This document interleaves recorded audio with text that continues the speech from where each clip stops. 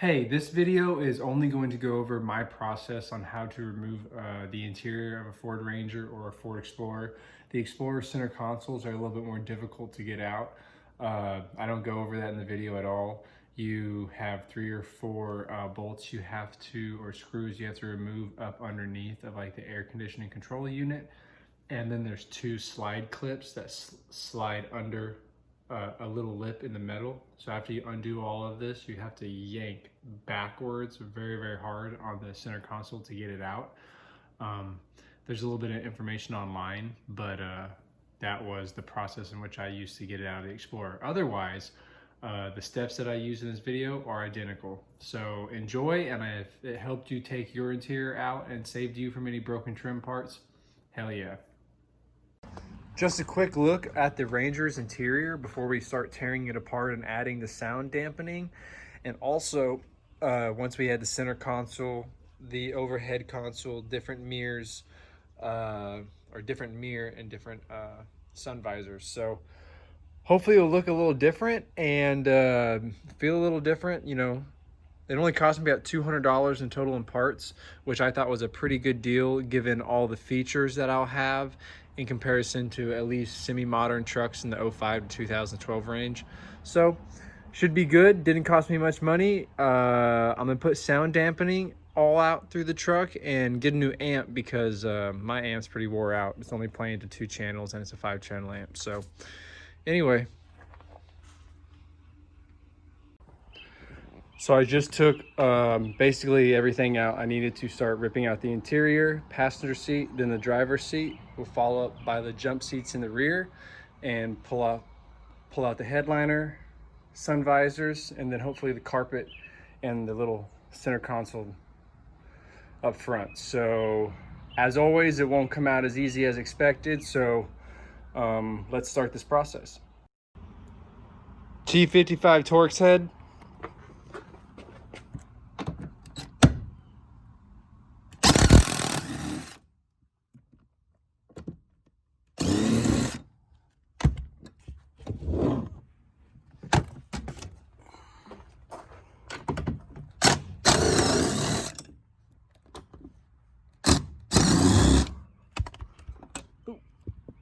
Kept the head, put the bolts in the back.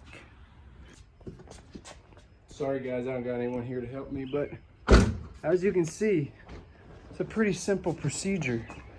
So that was probably about 45 to 50 foot-pounds of torque on there. I needed to break it loose with a 3/8 drive ratchet. And like I said, the bit was a T55 Torx bit. Do the same process for the passenger seat. All the bolts are very easy to get to. You might have to put a small extension, maybe less than 3 inches, if you are having clearance issues. Real quick, if any of you guys are have a system in your car, this is an old Alpine V12 5-channel amp. The whole point is this is a pretty large amp. I just zip tied it, drilled some holes, and zip tied it down underneath the seat. It never overheated, surprisingly. I always felt it. It's been down here for a long time.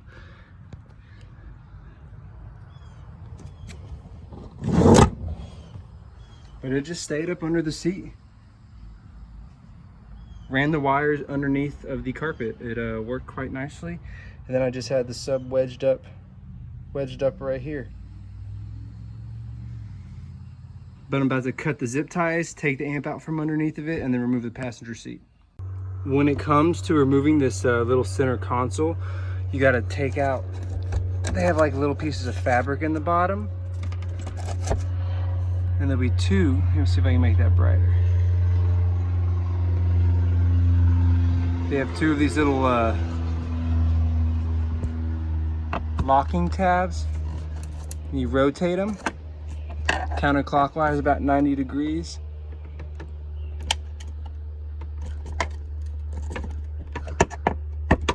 This one's being a little difficult.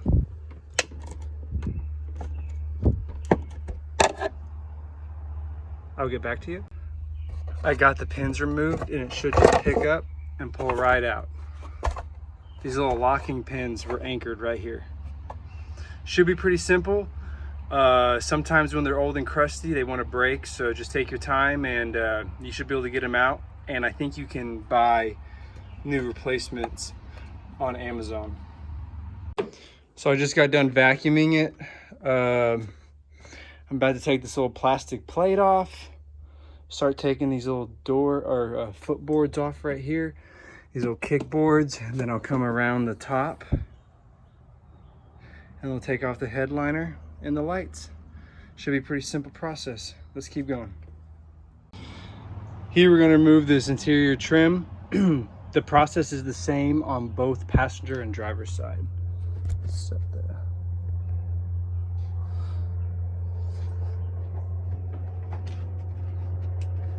Just get up underneath of it, just find out where it's anchored to, and just give it a slight tug.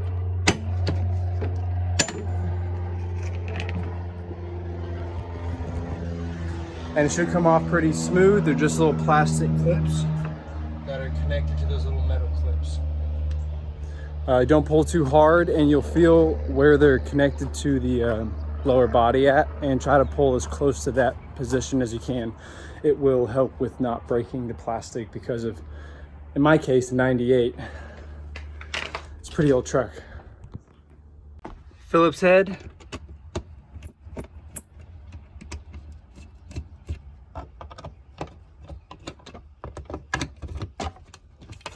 Boom, easy.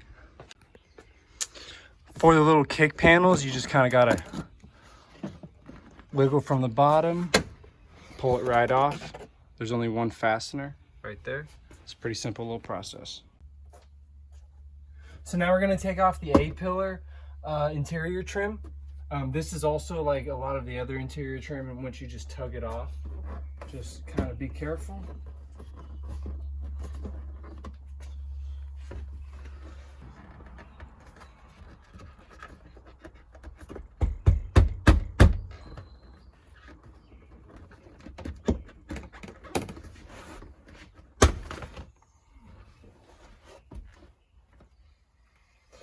This clip actually came out with a piece of trim. I'm not sure that's supposed to happen, but it should be easy to reinstall. Take your time with these, like I said once again. Oh wow, you guys want to see something sketchy? I just noticed this. It looks like they welded the top of the cab. So red top of the cab, blue bottom. I've always thought it was sketchy because it had red bolts. And the front firewall was blue. But that is very unsettling. Well, anyway, let's get to the passenger or the driver's side trim and then continue with the removal of trim pieces. Now we're going to take off the rear facing trim. Pretty simple. Let's just turn this around and continue on the other side.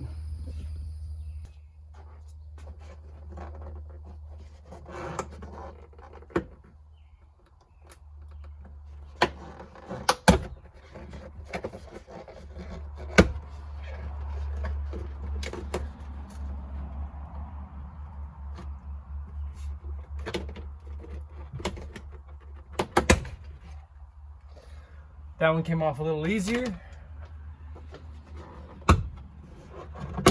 Woo! Too easy.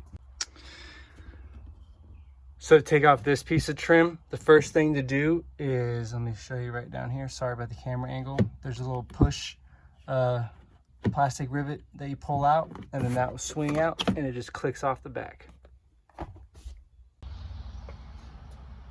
Okay, to take this trim out, we have about 4 or 5 little plastic push rivets. Like this is, I guess, what I consider a plastic push rivet. 1, 2, 3, 4, 5.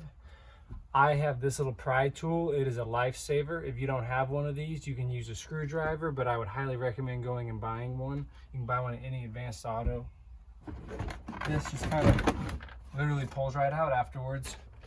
Like I said, every single move I do to the driver's side or the passenger side correlates directly to the other side. It's the same process. That's the only reason I'm not doing everything twice. Anyway, let's go. Now I'm going to take a Phillips and take out these 4 screws. There's one, if you look right there, per visor, and then the visor should be out. I'll take out this hook and this light, and the whole headliner should be able to drop down after that. Just remove the visors from passenger and driver's side.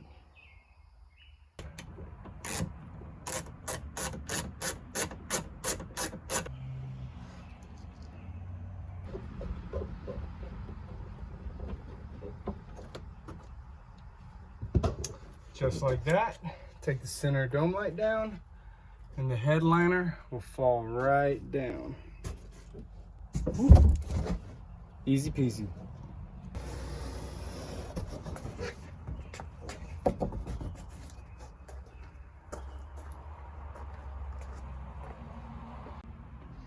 Just got the headliner out. Once again, like I said, red roof, kind of sketchy. I'm gonna learn more about that now. It's pretty clean. For the rear jack plate, there's 3 bolts it looks like, and they are 5/16.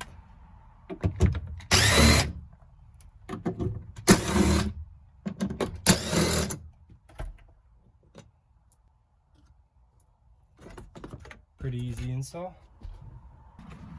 Now I'm gonna pull up the carpet.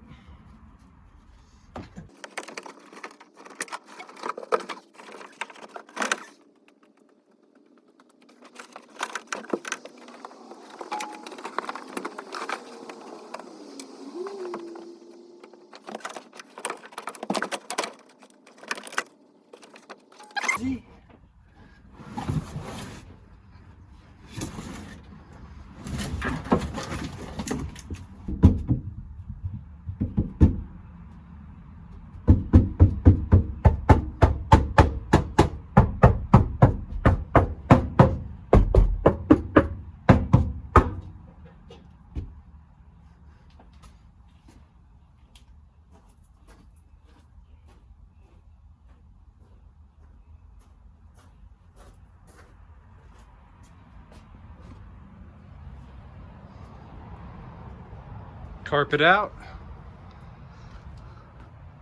That's some rust. We'll deal with that. Looks pretty good. Very red for a blue truck. Time to start cleaning and prepping. Still got to remove the rear wall and the 2 jump seats. For the rear wall, once you take all the push rivets out, it should just pull back, slide up, and come right out. Here on the back are just extra pieces of dyno mat that I had when I did the door speakers. It was a negligible amount because such a little bit was used. I'm taking off one of the last trim pieces, which would be under the steering column.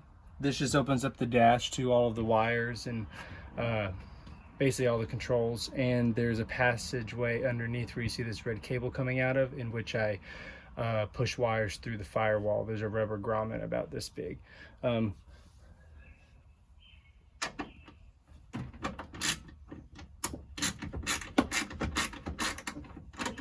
These are 1/2 inch.